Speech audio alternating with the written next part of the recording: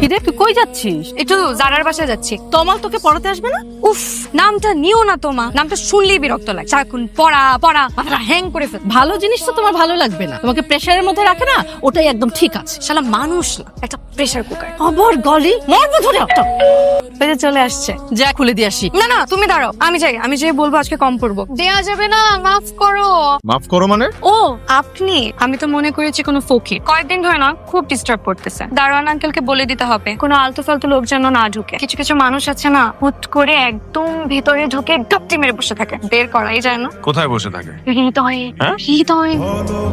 চোখ খোলো আর হিন্দি সিনেমা দেখা বন্ধ করো। হিন্দি সিনেমা দেখা লাগে না, বাংলা নাটক দেখলেই চলে। চাই না ছেলে তুমি কার হবে না কেউ তোমাকে, তুমি কারণ তো আমার।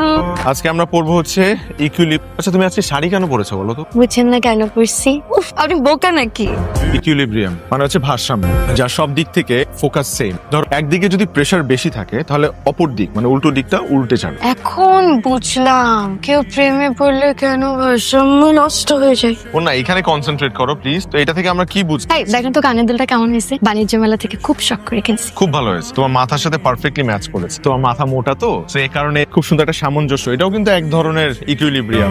আপনি কিন্তু একদম কবির সিং টাইপের। কিসের সিং বুঝলাম না। গরুর মাথা আছে না, গরুর মাথার সিং। শাহিদ কাপুরের মুভিটা দেখেন, ওই যে নায়ক নায়িকার জন্য পাগল পাগল থাকে, নায়িকার জন্য একে মারে ওকে মারে, নায়িকার অ্যাসাইনমেন্ট করে দেয়, নায়িকার জন্য নতুন টিচার খুঁজে আনে, তারপর কি করে জানেন, নিজেই যেয়ে পড়ে।